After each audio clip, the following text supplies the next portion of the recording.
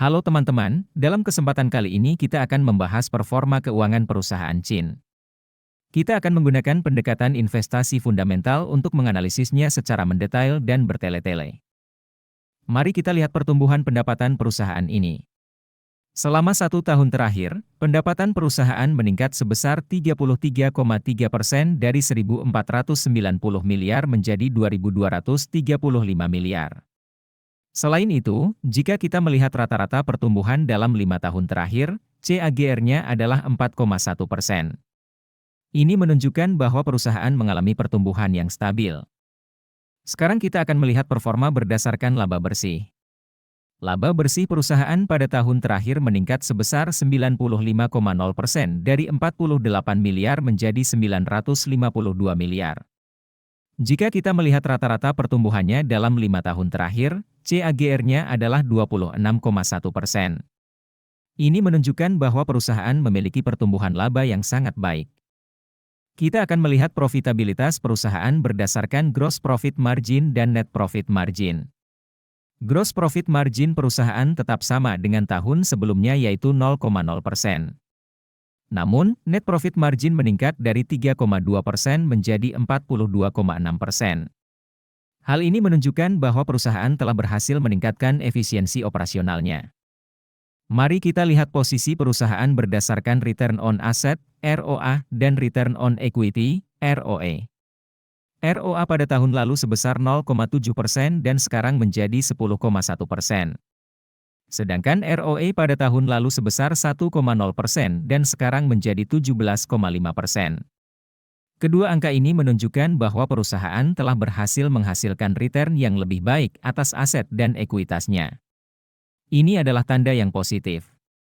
Sekarang kita akan melihat kesehatan keuangan perusahaan berdasarkan debt to equity. Debt to equity pada tahun lalu adalah 0,8 kali dan sekarang menjadi 1,3 kali. Meskipun terjadi peningkatan, angka ini masih dianggap cukup sehat karena masih berada dalam batas yang wajar.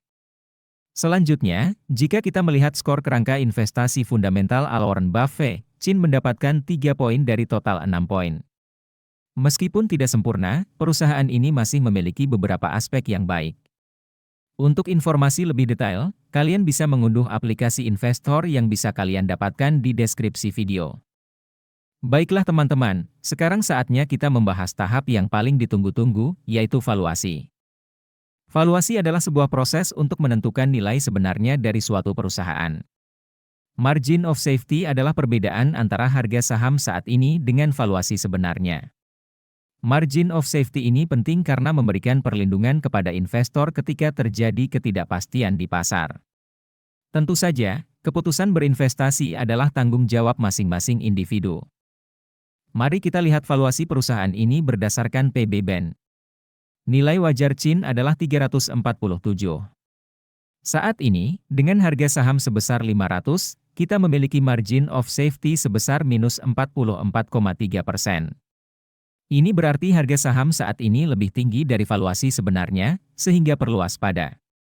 Selanjutnya, kita akan melihat valuasi perusahaan ini berdasarkan PE-BEN. Nilai wajar Chin adalah 1.130.